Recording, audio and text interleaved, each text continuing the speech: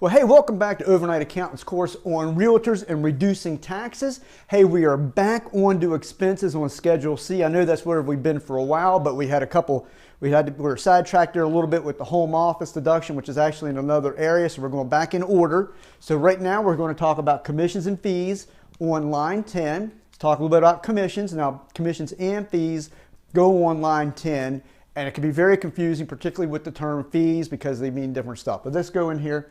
Different stuff than you might think the term means. All right, the key here for commissions is money you paid to others to generate income for you.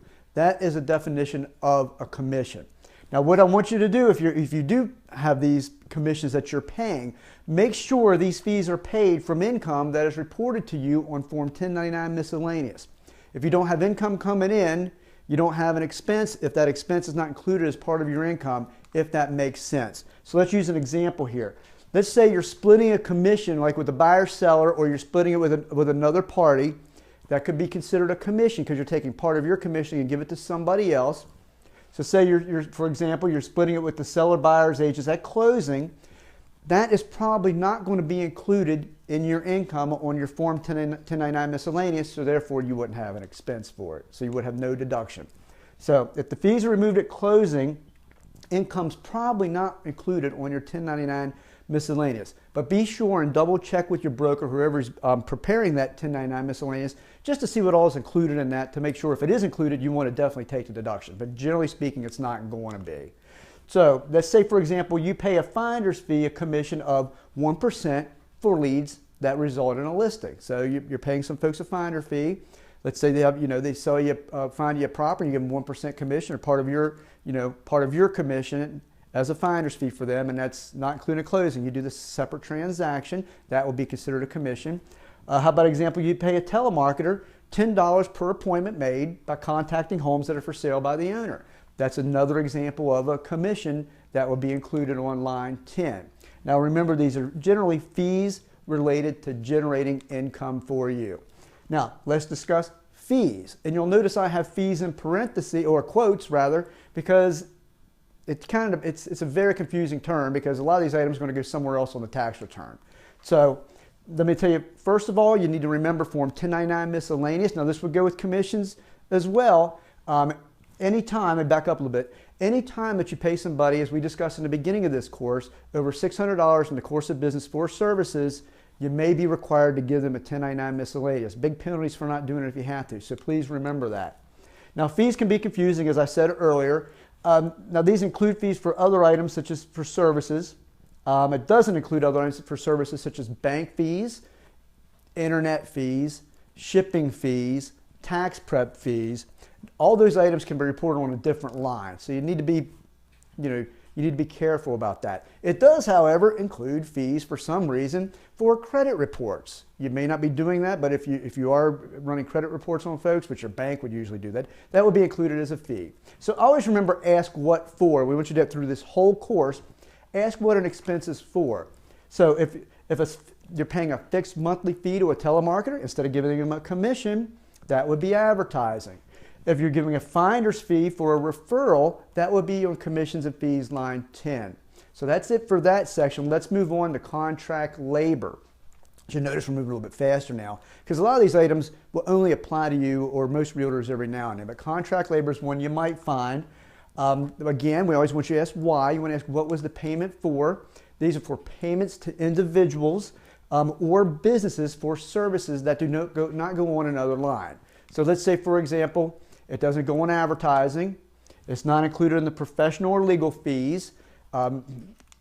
It's not included as repair and maintenance. A lot of times contract labor, if they're fixing up a property you have for sale and you're paying them out of your own pocket, it wouldn't go on that line. It would go on as repairs and maintenance. It wouldn't go on contract labor.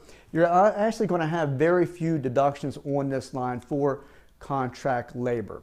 But this is also where I want to bring up another topic. If this is an area where many errors are made involving employees, people that are really employees who are treated as contract labor. Even though you're not going to have much contract labor on this line, say you're paying somebody in your office, that might go under office expense. Say you have a little assistant there or whatever.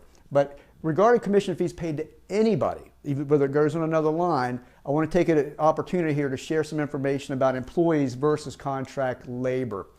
Being an employee is not a matter of choice. It's not a matter of someone you have working for you if they want to be treated as a contract laborer or a subcontractor or a contractor and not an employee. You really don't have a choice. It's based on common law and a case-by-case basis. And this is it's a gray area based on the facts and circumstances of each case. So there's a lot of misclassification that goes on, not necessarily with you, but with others, particularly in the area of construction and other areas.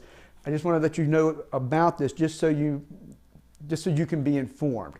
Contractors are in business for themselves, and it's based on a 3-factor control test to determine whether they are legitimately in business for themselves or not. This is what the IRS will look at to determine whether someone you're paying for services, oftentimes you'll find this with someone working in your office or someone that you have that comes in for a few hours a week to help you do things, are they really a contractor or are they an employee under common law? I don't want you to get in trouble with this area, so let's discuss this a little more detail.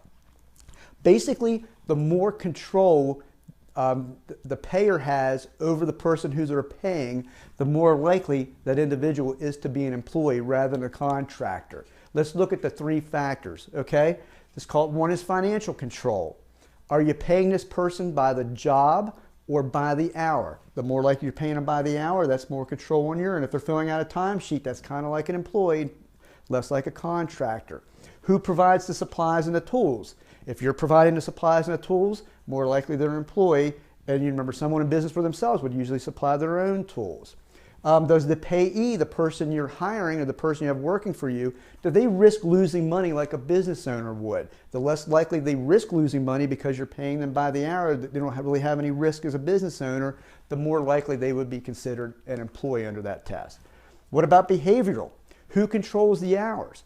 If you're telling this individual when to show up and when to leave, okay, that's a way you would treat an employee. However, if you're saying, I need this job done, and they tell you when they show up and do it, that under those circumstances, they're more likely to be a contractor. Who controls the hours and how the job is done? If you're training the person on how you want the job completed or how you want the work done, say it's doing work on your computer or working in your office or whatever you have them doing, that lends to the side of being an employee. If they already have the training and they know how to do the job and you're just hiring them to get the job done, that leans on the side of being in business for themselves as a contractor. So I said there's no silver bullet here. It's a gray area based on facts and circumstances. I just want to use this example with contract labor, or this time we have discussing contract labor, to bring this topic in.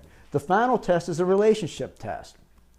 Is the individual that you're working with or that you have hired to do work for you, are they really in business? Do they have a business license? Do they have insurance? At the end of the day, do they provide you an invoice for services performed on letterhead with their business name on it? Or do they give you a timesheet that you pay them with?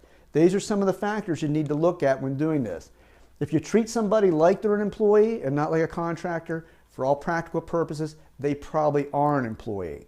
And where you run into problems with this, really, and I've seen it many, many times over the years, not necessarily realtors, but maybe a lot of contractors you work with. I just want to make sure you're aware of this, so maybe you can help some others in this area as well.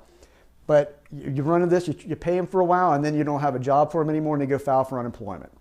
All right, well, you never paid unemployment taxes on them. Guess what? If they look into it, if the unemployment division looks into it, the employment office of your state, you may have an issue there with unemployment, and that could cascade into other areas too, such as the IRS with regard to payroll taxes and all of that. Another area where this happens is someone goes to file their taxes because you properly give them a 1099 at the end of the year, and they realize they owe a bunch of self-employment tax plus regular income tax on that income, and they weren't aware of that, and they could argue that they were an employee. So we should be very careful here. You can have it put on payroll and pay as an employee with all related taxes if they are an employee. It is a headache, but I advise you do that if you believe. And you can have a professional or somebody look at this person and kind of go through the checklist and see whether they're an employee or a subcontractor, just to be safe.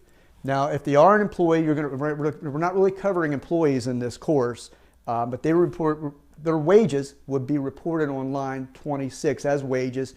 because having an employee for an independent contractor as a realtor working for a broker is relatively rare, so I'm not really dig into that. But they would receive a W-2 rather than a 1099, just so you know. You do not want a contractor retroactively classed as an employee. That could go back a number of years, as I discussed a moment ago, and it could be a world of hurt if you get caught up in this. If they're truly a contractor, again, remember you do need to file the 1099 miscellaneous. If you want to review that, we have a whole section on it. We actually have a whole class we offer on Form 1099 miscellaneous. Just want to make sure you're aware of that. Okay, let's move on to depletion. If you're following along with your Schedule C, you'll notice that that is line 12, depletion. Okay, depletion is really used for use up natural resources.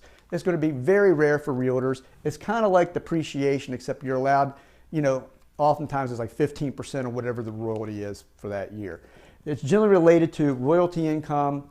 Most often you'll see it nowadays with like natural gas wells or, fracking. You can have that, those types of wells. And it's generally related to royalty income, which is reported on Schedule E. Very rare you're ever going to see a realtor have this. So I just want to make, if you're going down your, the Schedule C, that's what depletion is, just so you know. So that ends it for this section. And the next section is going to be a pretty long one. We're going to dig into depreciation, which is pretty complicated and it's a little time consuming, but I bet you enjoy it.